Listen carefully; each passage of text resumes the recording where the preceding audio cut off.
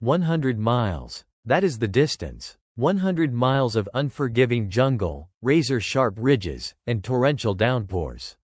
It is a path measured not in kilometers, but in days of brutal ascent and treacherous descent, a track that climbs over 20,000 feet in total elevation changes. In the heart of this impossible landscape, on July 21, 1942, a seasoned Japanese invasion force lands, determined to seize Port Moresby. Standing in their way are fewer than 500 Australian militia soldiers, young, undertrained, and equipped for desert warfare, not the suffocating humidity of New Guinea. How could such a small, ill-prepared force possibly hope to stem the tide of an elite imperial army? In the crucible of this impending catastrophe, a leader is about to emerge, though not yet present on the track. Lieutenant Colonel Hyacinth Ralph Honner, born on August 17, 1904, in Fremantle, Western Australia, is a man forged by intellect and combat.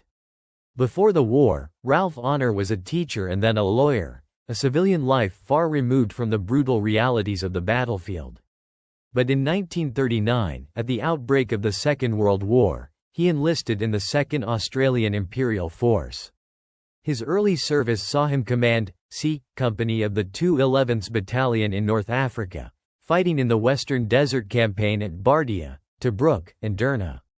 He then faced the German invasion of Greece and the desperate fighting withdrawal on Crete, demonstrating extraordinary composure and tactical acumen under immense pressure, earning the Military Cross for his leadership. Ralph Honner is known for his calm under fire, his strategic mind, and his ability to inspire confidence in his men.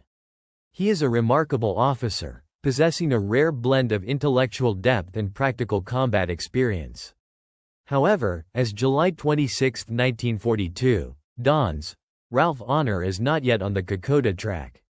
He is in Australia, soon to be promoted to lieutenant colonel and dispatched to Papua to command the 39th Battalion.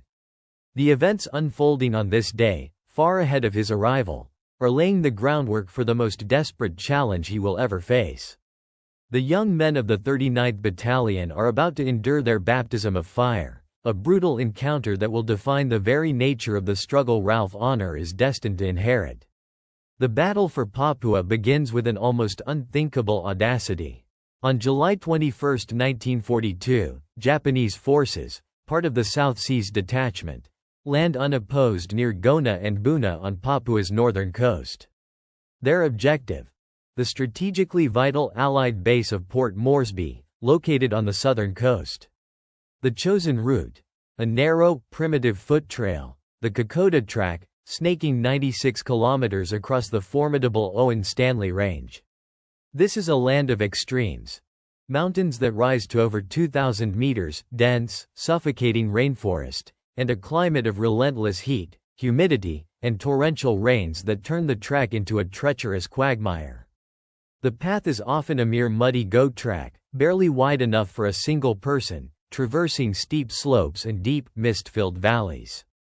Disease, malaria, dysentery, scrub typhus, is a constant, debilitating threat. Against this formidable terrain and a highly experienced Japanese invasion force, the initial Australian defence falls to elements of the 39th Battalion, a citizens' military force, CMF, unit, largely comprised of young men, many barely 18 or 19 years old, with limited training and equipped with standard khaki uniforms unsuited for jungle warfare. They are nicknamed Chacos, chocolate soldiers, expected to melt away in battle, a cruel and unfair assessment of their courage.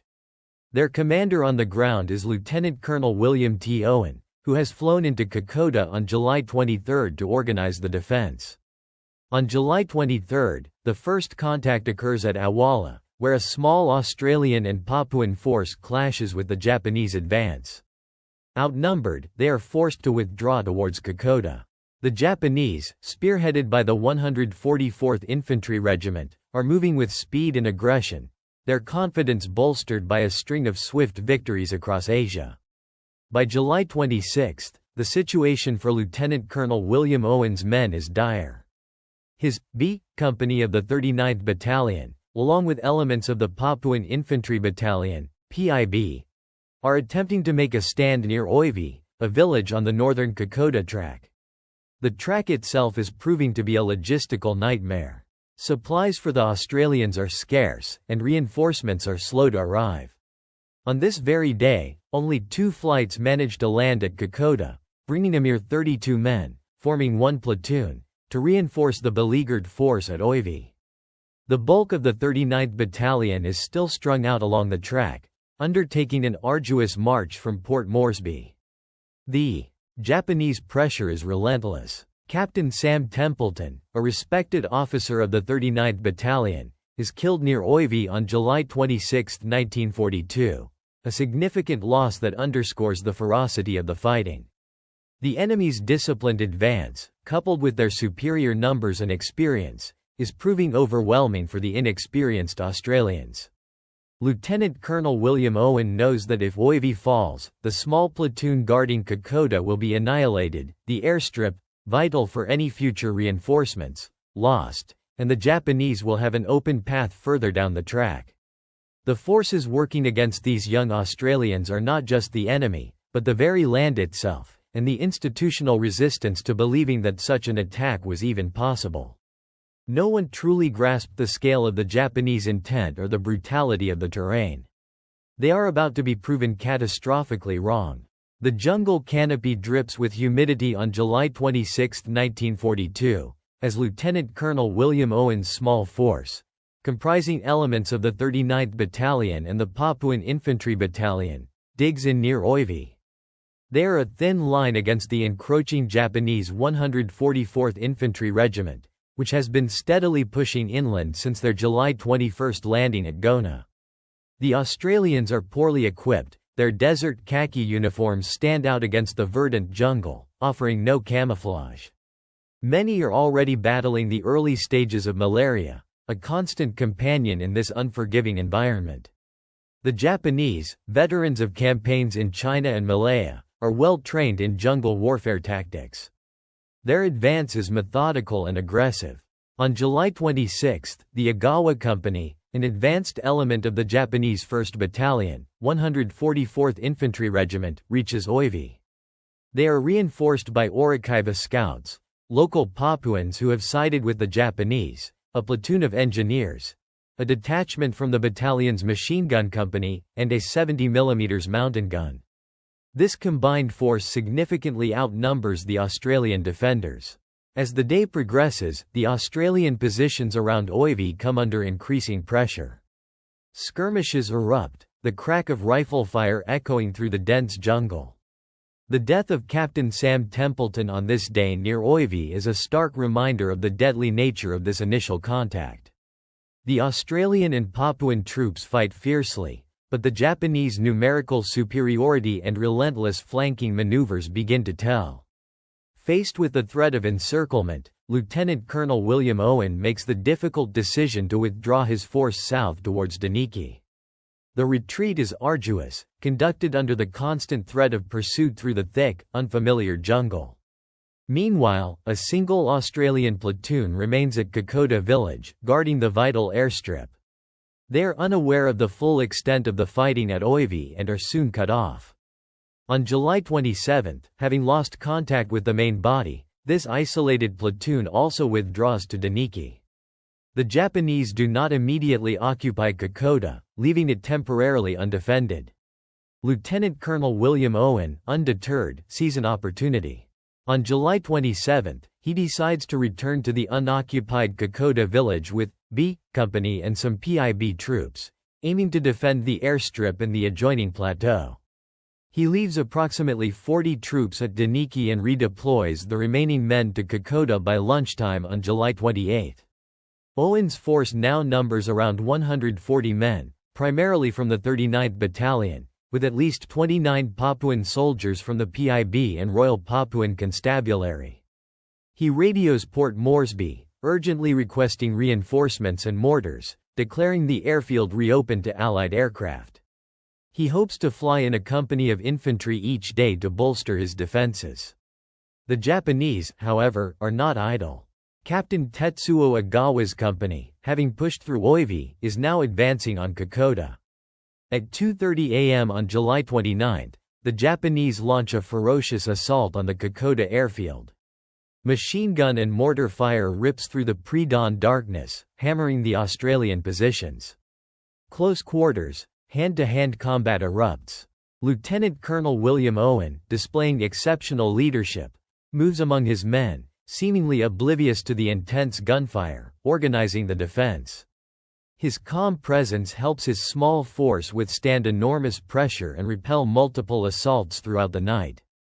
From the perspective of the advancing Japanese, the early engagements on the Kokoda Track are proceeding as anticipated, albeit against a more tenacious foe than expected. The Yokoyama Advance Force, under Colonel Yokoyama Yosuke, comprising the 15th Independent Engineer Regiment and the 1st Battalion of the 144th Infantry Regiment, Tsukamoto Battalion, along with a company of elite 5th Sasebo Special Naval Landing Force troops, is confident. Their initial objective is to seize Kokoda and assess the feasibility of an overland advance to Port Moresby. Having swept aside Allied forces in other theaters with relative ease, the Japanese command views the Australians as poorly trained militia, unlikely to offer significant resistance. They expect to capture sufficient food and supplies along their rapid advance to sustain the offensive, underestimating the logistical nightmare the track will become. The fierce fighting at Oivi and the initial resistance at Kokoda are surprising, but ultimately perceived as minor delays. Captain Tetsuo Agawa's company, having routed the Australians from Oivi, believes it is facing a disorganized and demoralized enemy at Kokoda. The focus is on swift, decisive attacks to maintain momentum and secure the vital airstrip, unaware of the desperate gambit being played by Lieutenant Colonel William Owen to hold the ground.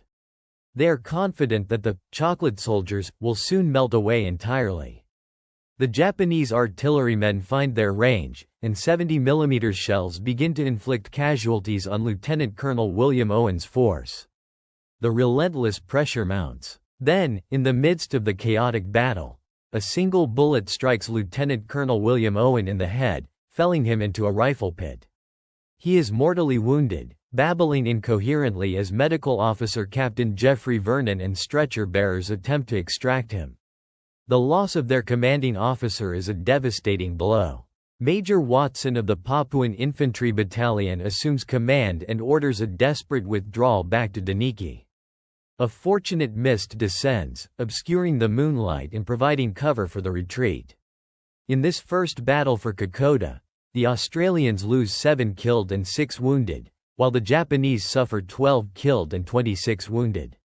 What does it take for a man to continue fighting, to hold a line against overwhelming odds, knowing that death or capture is a near certainty, and his commander has just fallen?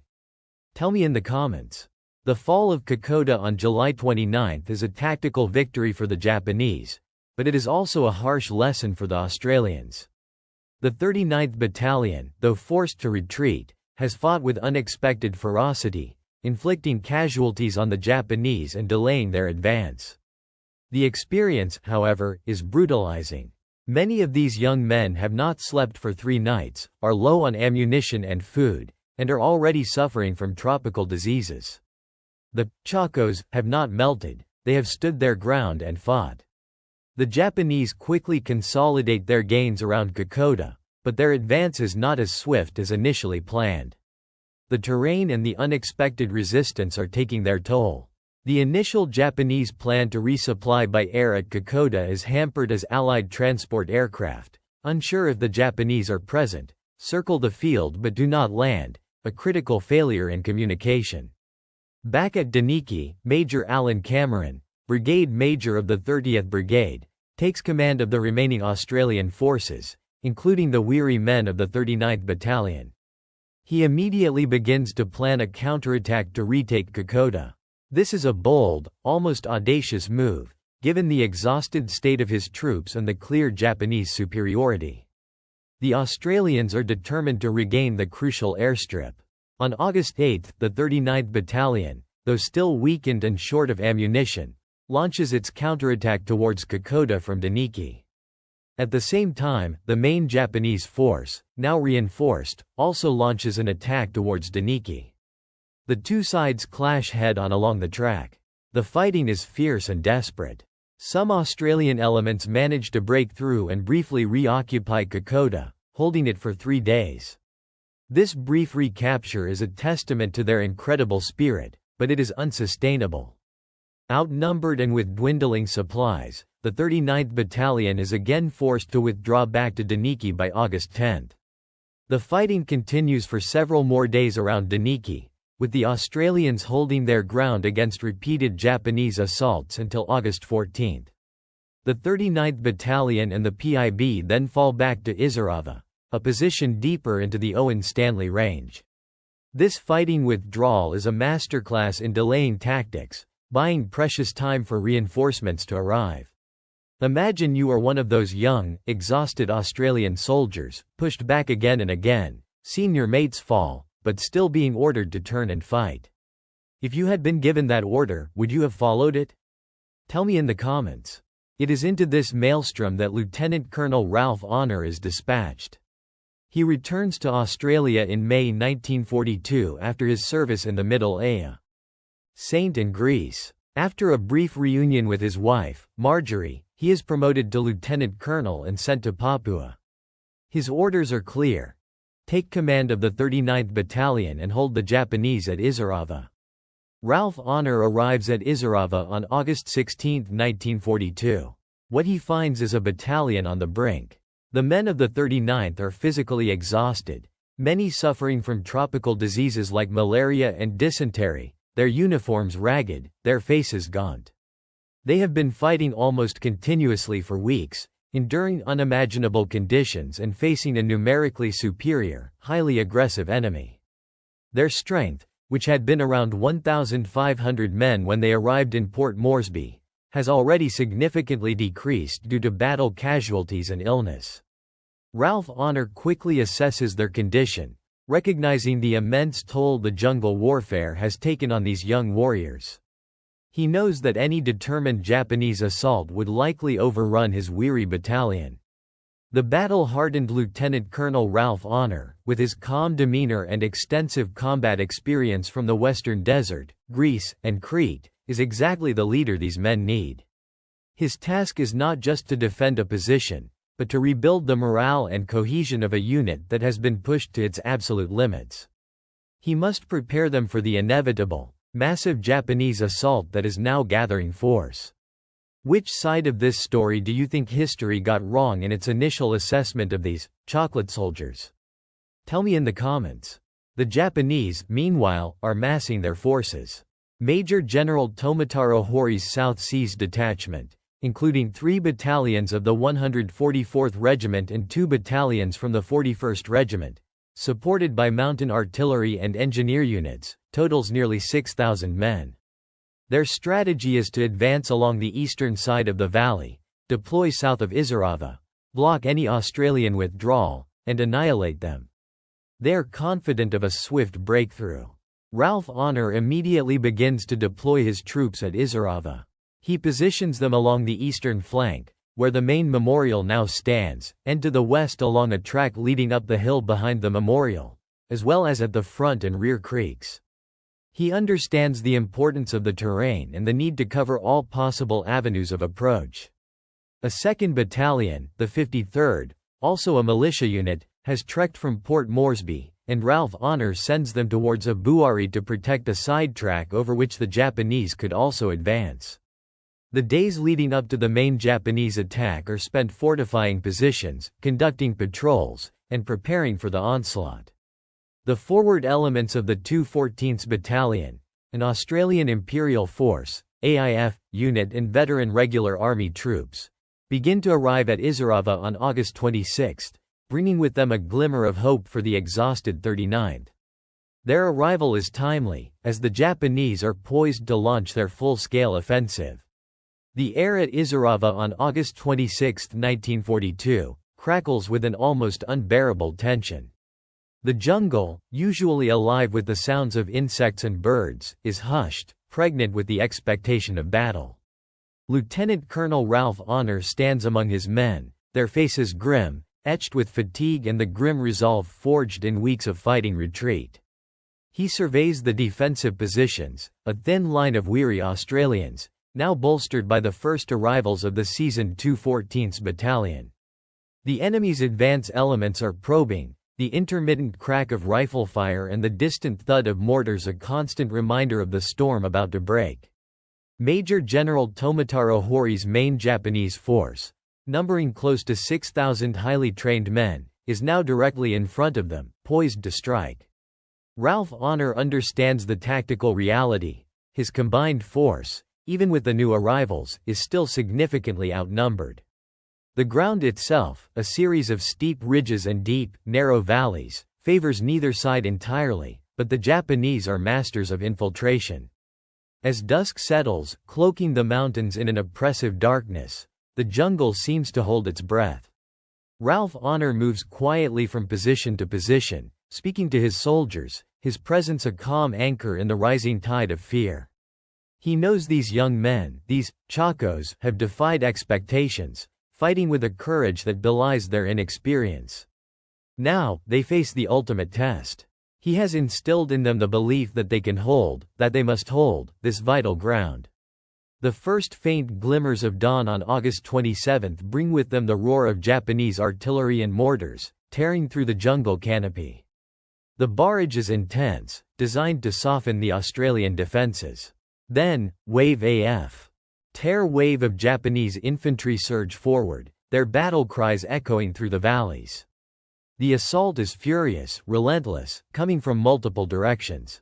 The battle for Isurava has begun. The Australians respond with a disciplined fire, their Brune light machine guns chattering, rifles cracking. Hand grenades arc through the humid air, exploding with sharp reports. The jungle erupts into a maelstrom of sound and fury. Ralph Honner is at the heart of it, directing his companies, shifting reserves, making critical decisions in the chaos. He watches as his men, exhausted and outgunned, fight with a ferocity born of desperation. This is the decisive moment, not just for Isurava, but for the entire Kokoda campaign. If this line breaks, Port Moresby could fall, and with it, potentially, the defense of Australia itself. The fate of a continent rests on the shoulders of these ragged, courageous few. The events of late July and August 1942 on the Kokoda Track, culminating in the Battle of Isurava, became a crucible for the Australian nation. While Lieutenant Colonel Ralph Honner was not present on July 26, 1942, his arrival on August 16 marked a pivotal shift in the campaign. The desperate, fighting withdrawal conducted by Lieutenant Colonel William Owen's 39th Battalion in those initial weeks, particularly their tenacious defense and counter-attacks around Kokoda and Daniki, bought invaluable time and set the stage for Honner's leadership at Isurava. The chocolate soldiers proved their mettle, demonstrating courage and endurance far beyond what many expected of them.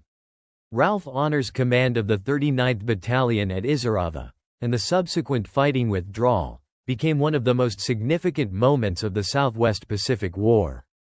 The 39th Battalion, along with the newly arrived 214th and later 216th Battalions, held a vastly larger Japanese force for 4 brutal days, between August 26 and August 29, 1942. This tenacious stand, under Ralph Honner's calm and inspiring leadership, disrupted the Japanese timetable and inflicted heavy casualties, ultimately preventing a rapid Japanese breakthrough to Port Moresby. The Kokoda Track campaign, which raged from July to November 1942, saw approximately 625 Australians killed and over 1,600 wounded. More than 4,000 suffered from debilitating diseases such as malaria and dysentery. The 39th Battalion, in particular, suffered grievously, its strength dwindling from around 1,500 to a mere 185 fit men by September due to battle casualties and illness. Yet, they held the line. Ralph Honner's leadership during this period, characterized by his personal courage and his ability to inspire his exhausted troops, transformed the 39th Battalion from a demoralized force into an effective fighting unit. He understood that confidence in mates, leadership, weapons, and training were the bedrock of good soldiers. The campaign solidified the bond between Australian and Papuan soldiers, with local carriers, dubbed Fuzzy Wuzzy Angels, providing vital support, carrying supplies and evacuating the wounded with extraordinary care. The Kokoda campaign was a decisive Allied victory, halting the furthest southward advance of Japanese forces in Papua New Guinea and pushing them back across the mountains. It ensured that Allied bases in northern Australia would not be threatened by air attack, playing a crucial role in the subsequent counter-offensive against the Japanese. Ralph Honner continued to serve with distinction, later commanding the 214th Battalion, and was awarded the Distinguished Service Order for his role in the capture of the Japanese beachheads at Gona and Sananada. He was seriously wounded in the hip in 1943, ending his combat career. In an unexpected testament to his character and leadership, years after the war, a Japanese veteran approached Ralph Honner's coffin during his funeral, bowing stiffly in respect and offering a letter of condolence to his family, a profound acknowledgement of a truly remarkable adversary. If this story moved you, if you think these men deserve to be remembered, leave one word in the comments: enduring. Subscribe for a new forgotten story every week.